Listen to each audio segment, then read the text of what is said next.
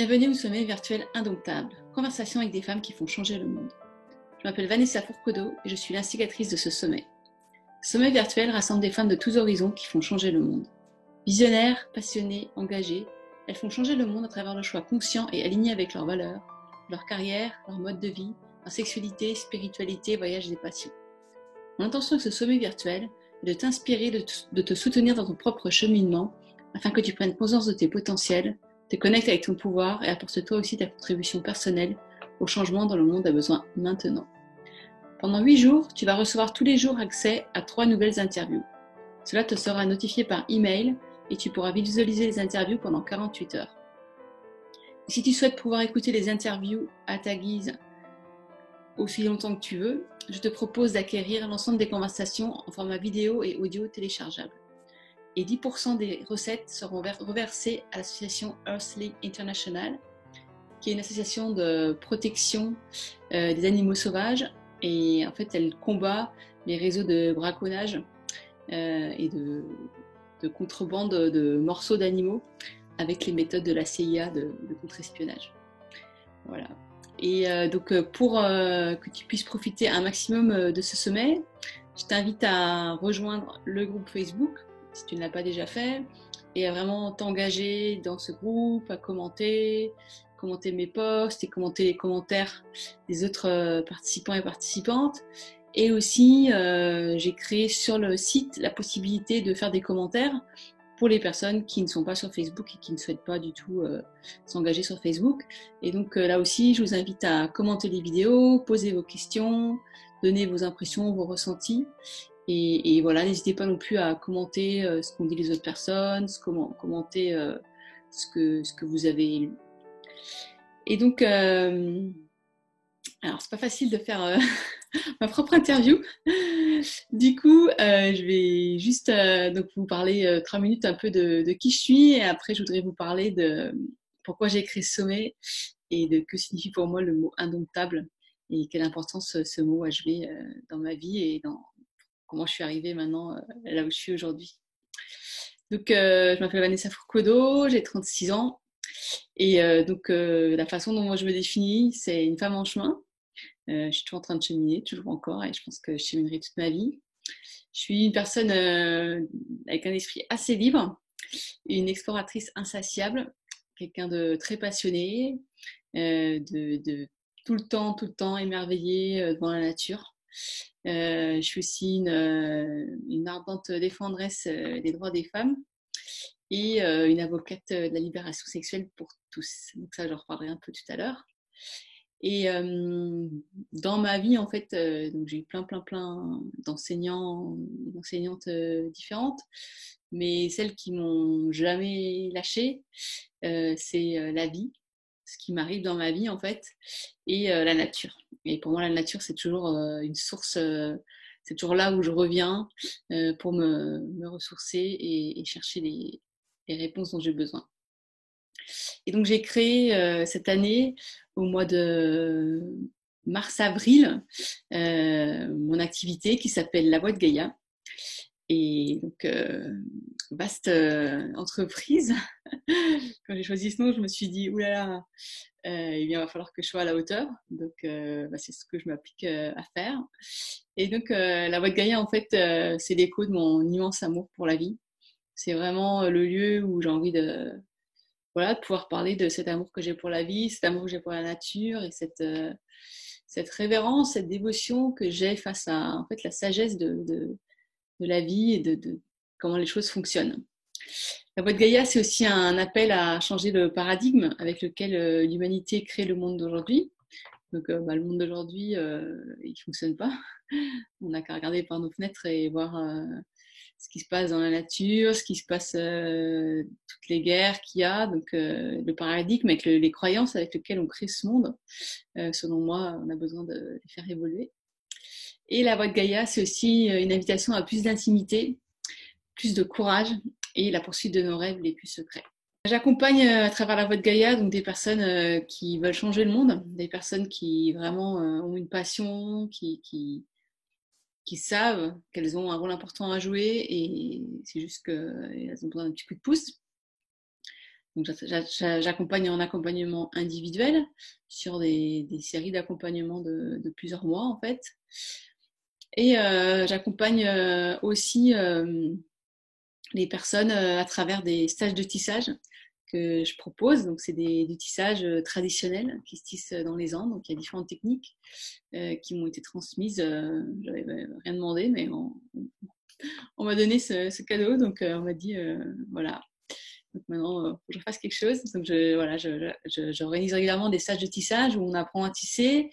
Et en fait, je me rends compte au fur et à mesure que je fais ces stages, c'est que oui, je transmets une technique, mais je transmets aussi en fait une reconnexion avec les savoirs ancestraux, une reconnexion avec des peuples qui ont encore un lien à la nature qui est différent du nôtre.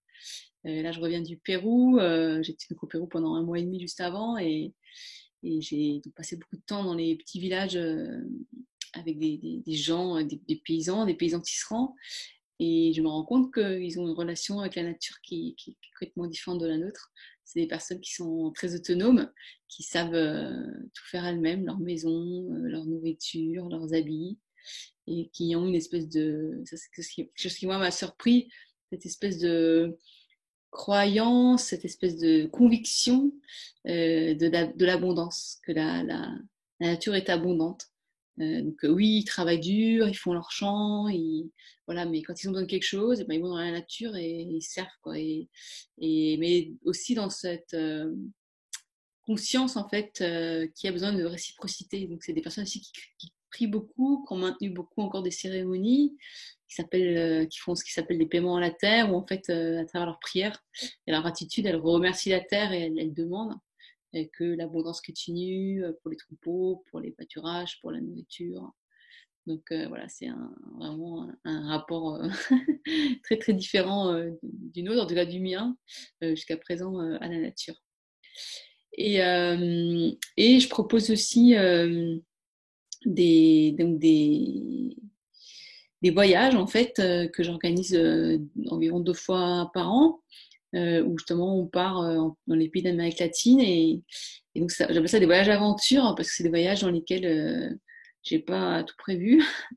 C'est fait exprès parce que je veux laisser de la place à la vie, je veux laisser de la place aussi pour que les personnes qui voyagent avec moi puissent prendre des décisions, puissent choisir, puissent être elles-mêmes actrices en fait de leur voyage. Et c'est des voyages dans lesquels il y a toujours une immersion dans les cultures. Donc on va passer du temps dans les familles et on partage leurs activités, on partage ce qu'elles font dans leur quotidien et donc voilà, bon, tout ça vous aurez de toute façon l'information dans la liste de diffusion de la Voix de Gaïa. Je partage aussi ma vision pour le monde, donc vous verrez dans chaque interview, en fait, dans la préparation des interviews, j'ai demandé aux conférencières de me partager leur vision pour le monde. Qu'est-ce qu'elles espèrent pour le monde, quelle est leur vision pour l'avenir. Et donc à chaque fois, je le lis pour chacune parce que je trouvais ça moins inspirant de voir toutes ces idées, des choses qui se recoupent, des choses très différentes. Donc comme je suis une des conférencières aussi, donc ma vision pour le monde, c'est celle d'un monde dans lequel nous avons retrouvé une intimité avec nous-mêmes et avec le monde qui nous entoure. Un monde dans lequel nous entendons les murmures de la nature et de notre cœur et suivons les pistes qui nous sont ainsi indiquées avec courage, compassion et amour. Un monde dans lequel nous agissons en alignement avec nos valeurs, sans peur du lendemain, par amour pour la vie. Pourquoi j'ai créé ce sommet? Donc la première raison, c'est que j'ai vraiment envie que le monde change. J'ai vraiment envie qu'on quitte en fait notre ancienne façon de penser et qu'on aille vers une nouvelle façon de penser. Une façon de penser dans laquelle il y a plus d'interconnexion entre les humains et la nature. Une façon de penser dans laquelle il y a plus de comment dire,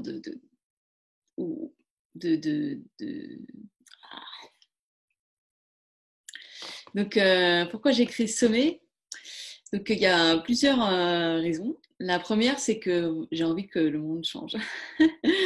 J'ai envie qu'on évolue en fait dans notre mentalité et dans le paradigme avec lequel on crée le monde qui nous entoure en tant qu'humanité. Et donc de quitter ce paradigme du manque, ce paradigme de la compétition, ce paradigme de l'insécurité, de la méfiance, du doute, et qu'on aille vers un autre paradigme, un paradigme dans lequel eh bien, la beauté est remise au centre, la coopération est remise au centre, aussi cette confiance en l'abondance en fait de la vie, et que parfois si on n'a pas exactement ce qu'on veut, c'est peut-être plus mal et que notre chemin il va aller ailleurs. Aussi dans un monde dans lequel on remet au centre l'entraide, et on prend vraiment conscience qu'on est toujours dans un réseau d'interconnexion les uns avec les autres tout le temps. Ce pull que je porte, c'est moi qui l'ai fait, et donc il y a quelqu'un quelque part qui l'a cousu. Je ne sais pas exactement comment il a été fait, mais il y a quelqu'un qui a dû inventer, rêver les machines qui ont permis de tricoter ce pull. Il y a quelqu'un avant ça qui a rêvé de ce modèle-là, cette couleur-là, ces points-là. Et donc, en fait, tout ça, ça me relie avec toutes ces personnes. Et donc, ça, c'est valable pour mes vêtements, mais c'est aussi valable pour ce que je mange, c'est valable pour comment je travaille, c'est valable pour cette maison. C'est en fait valable pour tout le temps. Je suis tout le temps reliée avec d'autres personnes. Et donc, c'est remettre au centre, en fait, cette interconnexion qu'on a entre tous. Et, euh, et aussi un paradigme dans lequel la nature, en fait, est remise au centre. La nature n'est plus vue comme quelque chose qu'on consomme et qui est sans vie quelque part, ou quelque chose de très mécanique, mais comme quelque chose de vivant, quelque chose qui est empreint d'une immense sagesse. La nature qui nous entoure, elle est sur la planète Terre, comme nous humains, depuis des milliers d'années. Et donc, elle a survécu à des changements climatiques, elle a survécu à des cataclysmes, toujours encore. Et donc, il y a une sagesse inhérente, une résilience, une vitalité inhérente à cette nature qui est beaucoup plus vaste que nous, et dont nous, humains, avec notre petit entendement, on a à apprendre. Et aussi, avec ce sommet, je voulais remettre aussi, donc dans ce nouveau paradigme, c'est remettre aussi au centre la sagesse du corps et la sagesse de notre part naturelle, et en fait de notre part indomptable. Parce que pour moi, quelque part, notre part indomptable, en fait, c'est notre essence, c'est notre part naturelle. Alors, c'est notre part sauvage aussi.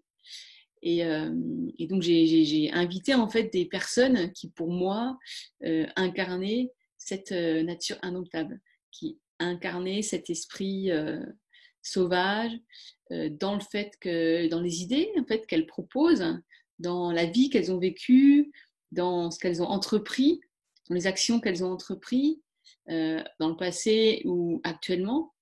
C'est des personnes qui, pour moi, sont vraiment en lien en fait avec cette part indomptable d'elles-mêmes.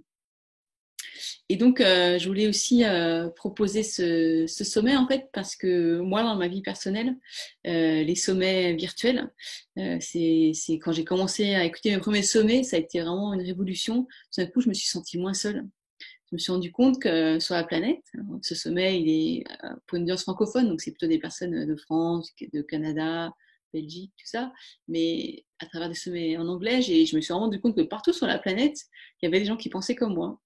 Et que, en fait, je pouvais venir auprès de ces personnes, m'inspirer en écoutant, déjà en allant lire ce qu'elles faisaient sur leur site web, en m'inscrivant dans leur liste de diffusion, en les suivant dans ce qu'elles publiaient, dans ce qu'elles faisaient, éventuellement allant des stages.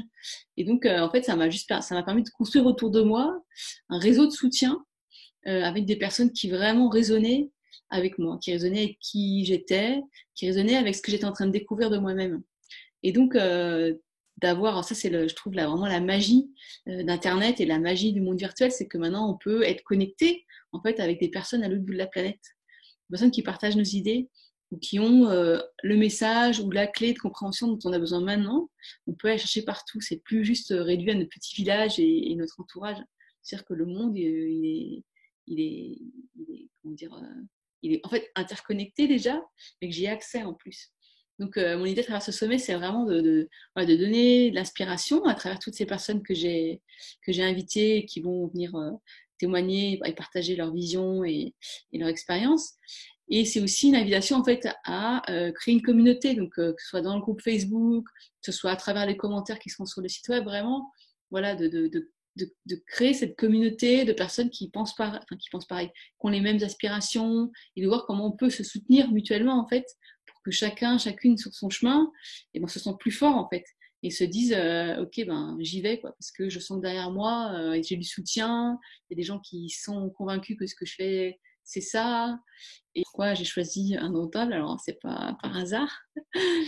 J'ai choisi ce mot parce qu'il résonne très fort avec moi. Donc moi, en fait, j'ai fait des études, j'ai une vie assez, on va dire, sur les rails pendant les premières 25 années, enfin, ouais, entre 20 et 25 années de ma vie. Et un jour, je suis partie en voyage. Un voyage en Argentine, en Amérique du Sud, et un long voyage de plusieurs mois. Et là, en fait, ça a éveillé en moi, ça avait une part de moi en fait qui sommeillait, quoi.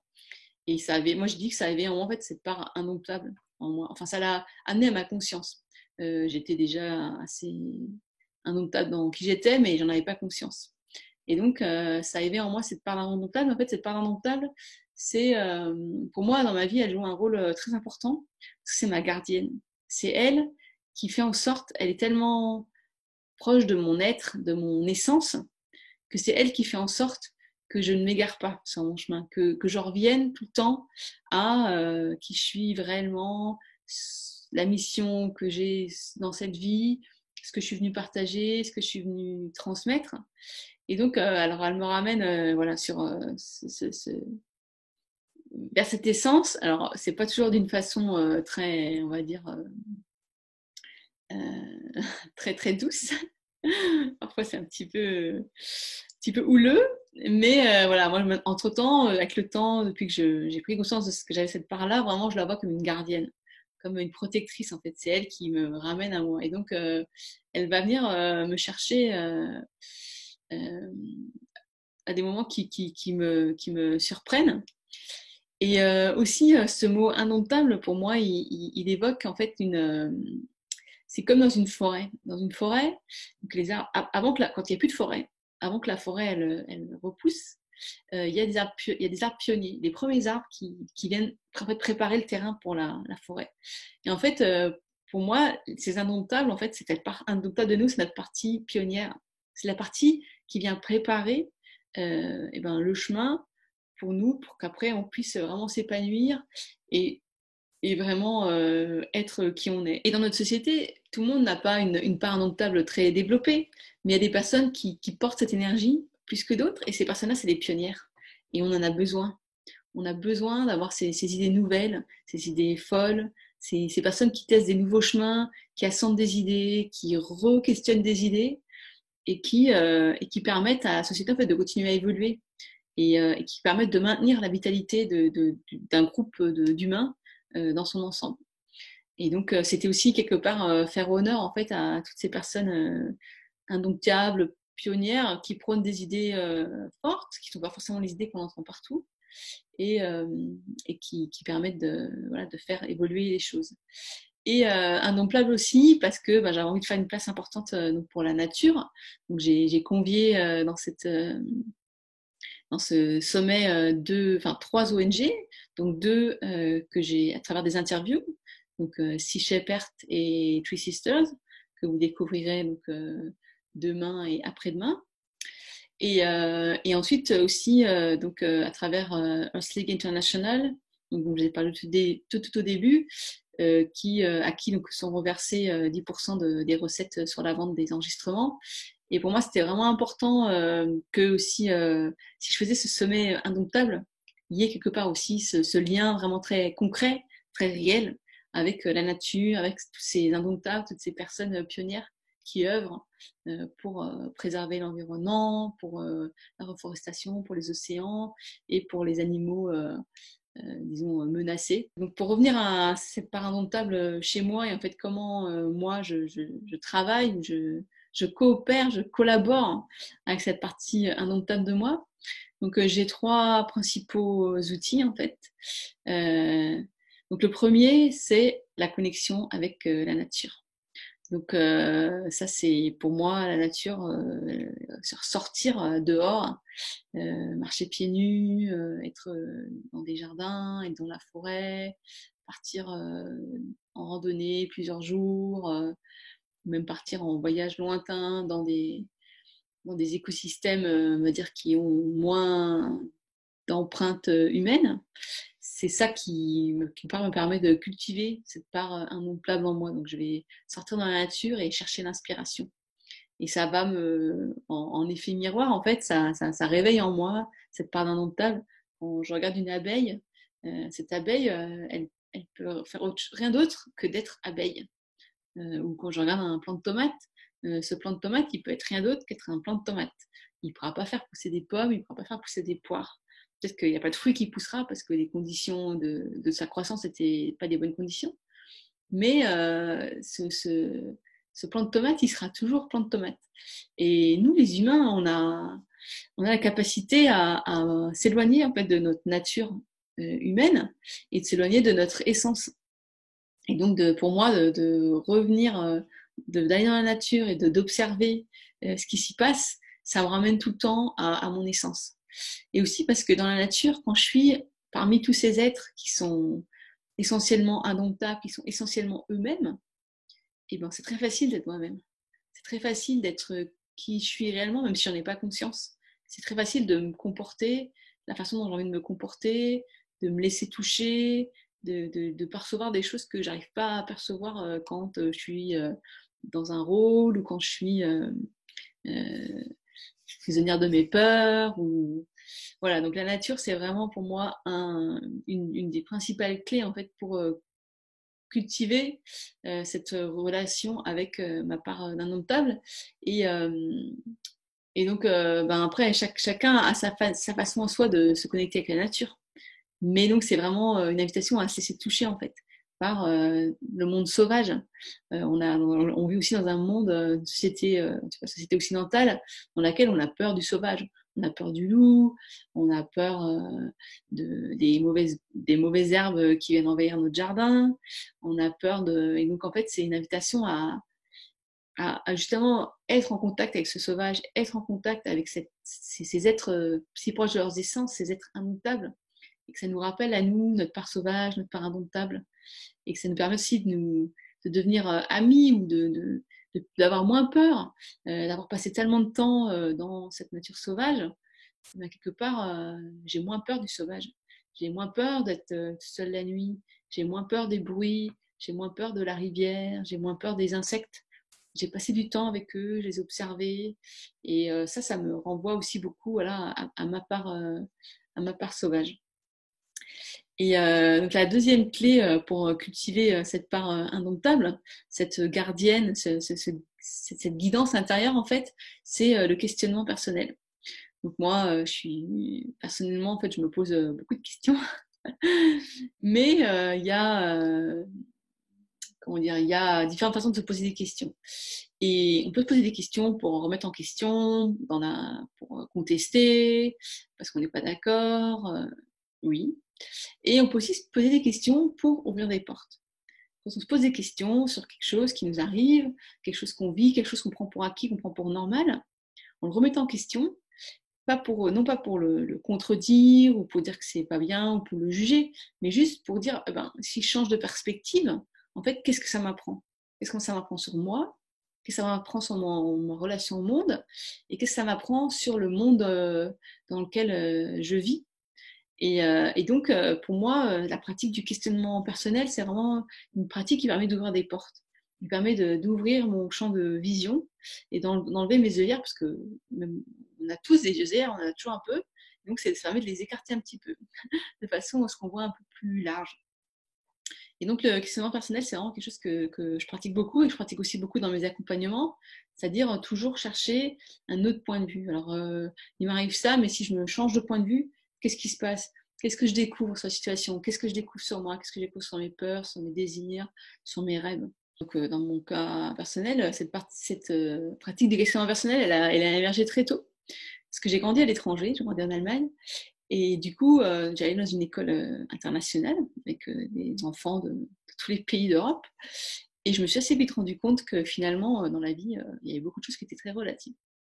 Et que peut-être qu'en France, on disait blanc, en Allemagne, on disait noir, et en Italie, on disait jaune. Et que tout le monde avait raison. C'est juste une façon différente de voir la situation.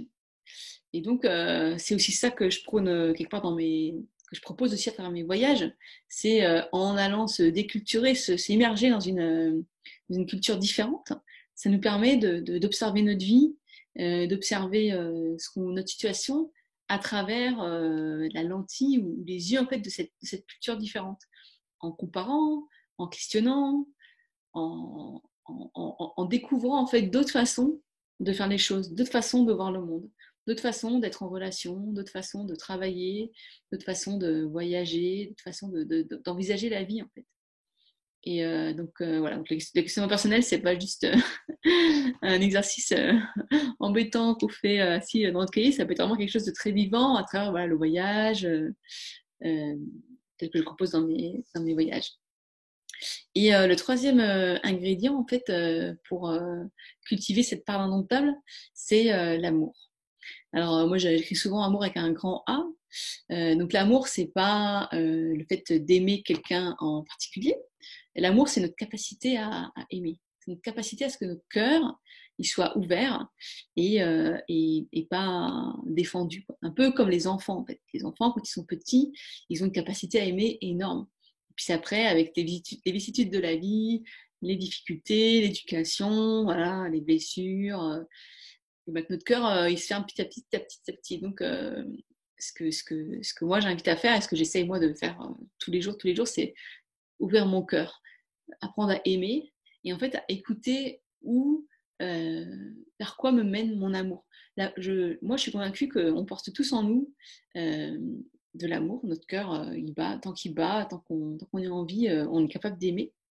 Et cet amour, en fait, c'est un amour qui naturellement est un amour connecté, connecté avec les autres humains, connecté avec la nature, connecté avec ce qui se passe sur la planète, connecté avec ce qui se passe dans l'univers. Et donc, le fait de pouvoir retourner à cet amour, de pouvoir l'écouter à nouveau, ça nous permet en fait de nous reconnecter à aussi cette part d'indomptable en fait en nous, cet amour indomptable qu'on porte en nous et qui nous guide aussi vers notre essence, vers ce qu'on est venu faire dans notre incarnation sur cette planète. Et, et pour moi, cette essence indomptable et cet amour, c'est vraiment deux choses qui sont intimement entremêlées. Et l'amour aussi, c'est pour moi le gardien, comme mon essence indomptable elle est la gardienne que je sois sur le bon chemin, l'amour aussi. Si ce que je fais, c'est empreint d'amour, mais d'un amour désintéressé, c'est par amour pour le faire, eh bien, ça me permet d'être plus alignée avec mon essence. Parce que mon essence, en fait, par essence, elle est cet amour aussi. Et donc, c'est quelque chose en tout cas pour ma part, je suis en train de commencer à explorer et de plus en plus. Et c'est vraiment un sujet qui me passionne, en fait. C'est qu'est-ce que c'est l'amour et comment mettre en application cet amour. Cet amour, est-ce qu'il requiert des limites? Est-ce qu'il requiert des... comment dire, est-ce qu'il s'applique différemment dans certaines situations? Voilà, donc ça, en tout cas, c'est quelque chose que maintenant, de plus en plus, j'essaie vraiment aussi à nouveau, à travers le questionnement, de me questionner, voilà, est-ce que ce que j'ai fait, la façon dont j'ai agi, je l'ai fait avec amour? Est-ce que la façon dont j'ai agi, je l'ai fait en considérant le meilleur de la personne que j'ai en face de moi? Et donc, par exemple, c'est aussi pour ça que c'était vraiment très, très important pour moi, en fait, d'avoir un geste d'amour, on va dire, concret dans ce sommet, à travers l'argent que je redonne, enfin, une partie que je donne à une ONG qui œuvre pour une cause qui est importante pour moi. Donc ça, c'était les trois clés en fait pour cultiver cet esprit indomptable. Et donc c'est un chemin, c'est quelque chose qu'on est appelé à cheminer en fait toute notre vie. Et donc pour continuer, du coup j'avais envie de vous proposer une petite méditation en fait pour aller vous connecter à votre part indomptable et voir quel message est là pour vous ce soir. Donc, je vous invite, si c'est possible pour vous, dans le lieu où vous êtes en train de conduire, non, si vous êtes dans un endroit chez vous ou dans une pièce, donc à fermer les yeux. Pareil, si c'est sécurisé de le faire. Et fermer les yeux, ça nous aide en fait à atterrir à l'intérieur de nous plus facilement, puisqu'on on éteint un de nos sens de la vue, qui prend beaucoup d'attention de notre part. Et donc, voilà, moi, je vais fermer les yeux aussi. Donc, je vous invite à fermer les yeux, prendre quelques respirations un peu plus profondes. Aussi, si vous avez besoin de bouger un petit peu, de façon en fait à vous permettre d'atterrir dans votre corps, de vous connecter avec votre corps. Donc, on est tous différents, donc je vous invite vraiment à le faire de la manière qui marche la mieux pour vous, donc à travers la respiration, à travers la mobilité ou à travers le mouvement, comme ça vous vient. Voilà, et puis on va prendre un instant pour se connecter à nos pieds. Où sont mes pieds? Où sont mes pieds par rapport au reste de mon corps? Sentir mes pieds qui reposent. Donc, la façon dont ils reposent sur le sol, dont ils reposent si je suis en train de. Je suis dans mon jardin, debout, voilà, la façon dont ils me soutiennent aussi. Sentir dans mes pieds, sentir que mon énergie vitale, elle circule jusque dans mes pieds. Les pieds font partie de moi, font partie de ma vie, font partie de mon être. Puis après, prendre conscience du haut de mon crâne. Ça, c'est une autre extrémité de mon corps. Donc, mes cheveux. Et puis, est-ce que je peux sentir l'air qu'il y a au-dessus de mon crâne? Ça, en fait, ça me donne l'étendue de mon corps entre mes pieds et le haut de ma tête. Puis aussi, connecter avec vos mains. Donc ça, c'est encore d'autres extrémités de notre corps. Mes mains, où est-ce qu'elles reposent? Est-ce qu'elles sont chaudes? Est-ce qu'elles sont froides? Est-ce que je sens que ces mains, elles font partie de mon corps, elles font partie de mon être?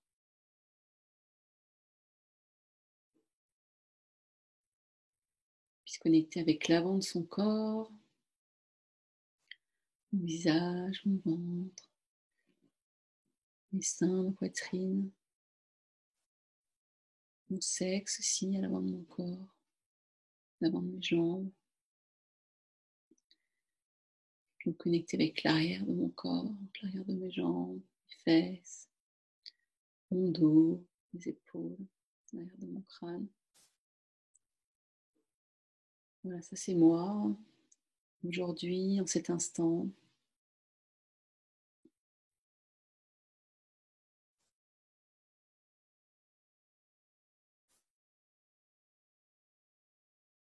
Et puis, donc, par l'intention, je vous invite à appeler votre part indomptable. Et lui demander de se manifester dans votre corps à travers une sensation, dans une partie de votre corps.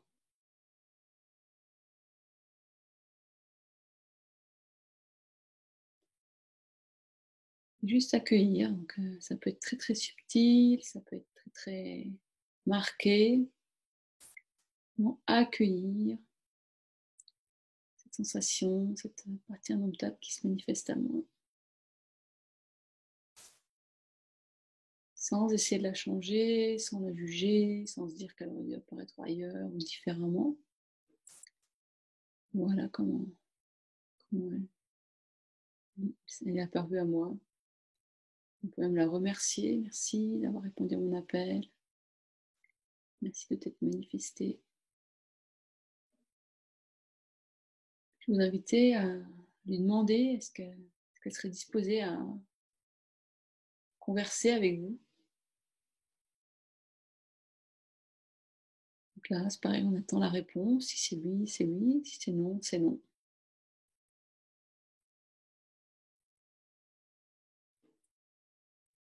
Si c'est oui, je vous invite à commencer par vous présenter à elle, dire qui vous êtes, comment vous vous appelez, et tout ce qui est sur vous que vous jugez important, que cette part indomptable sache.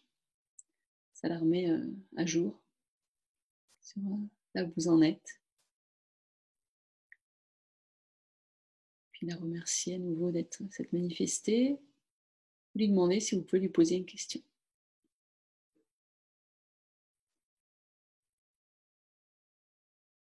Là, c'est pareil. Voir comment elle réagit, oui, non. Elle change d'endroit dans le corps. Est-ce que la sensation change, évolue?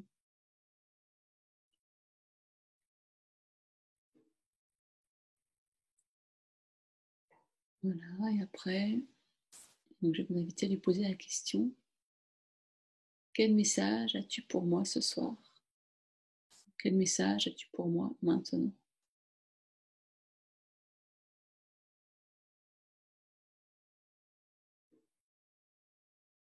Et là, juste attendre qu'elle me réponde.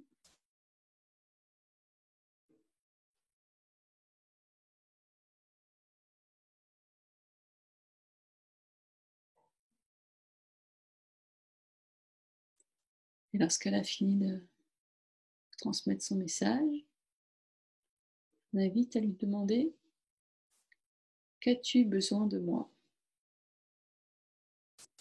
Qu'as-tu besoin de ma part? Là, pareil, écouter son message, recevoir cette information.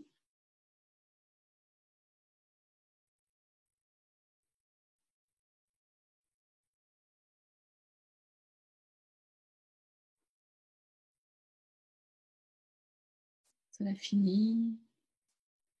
On invite à la remercier. Et si c'est possible pour vous, lui promettre que vous ferez ce dont elle a besoin. En tout cas, lui proposer d'essayer. Vraiment, ressentez ce qui est juste pour vous. Si cette part indomptable vous a demandé quelque chose qui n'est pas possible actuellement, c'est OK. Vous avez l'information. Vous avez le temps de mettre en place dans votre vie ce que vous avez besoin pour être capable de répondre à cette demande. Si vous sentez que vous pouvez l'honorer dès à présent, c'est OK aussi. Je vous invite à lui faire savoir, voilà, ce qu'il en est pour vous.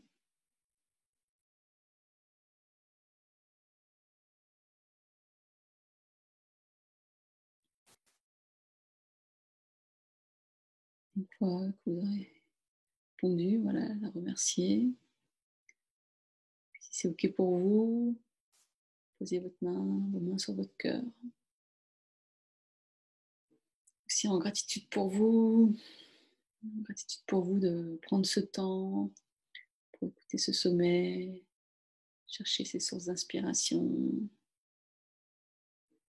Gratitude pour vous d'avoir cette envie de changer le monde, d'avoir cet esprit indomptable qui sommeille en vous, qui s'exprime déjà. Gratitude pour tout ce que vous accomplissez déjà de merveilleux dans votre vie, autour de vous. Et gratitude aussi pour tous ces rêves que vous avez, tous ces projets qui sommeillent en vous.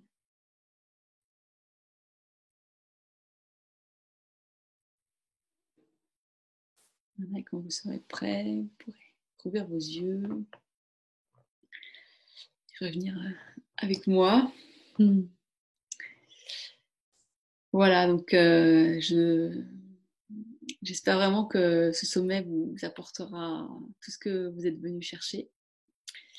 Et donc, mon invitation, n'hésitez pas à me contacter, n'hésitez pas à partager dans les groupes, n'hésitez pas à poser vos questions. Voilà, moi je vais, pendant cette semaine qui est dédiée au sommet, je vais vraiment essayer d'être présente dans le groupe, présente sur le site, de façon à pouvoir répondre aux commentaires et aussi comment dire, participer à créer des discussions donc à travers les posts que je vais mettre. Et donc aussi, si vous sentez que voilà, ce qui est partagé là, ça, ça vous inspire, et ben, je vous invite à nouveau à acquérir les enregistrements. Ça me soutient aussi moi dans mon travail, parce que préparer un sommet comme ça, c'est quand même beaucoup de travail. Ça soutient Earth International et ça vous permet à vous en fait d'écouter tranquillement toutes ces conversations à votre rythme, d'y revenir encore, de partager avec vos amis, avec personnes autour de vous qui sont proches ou de famille. Et donc voilà, je vous souhaite vraiment un excellent sommeil. À très bientôt.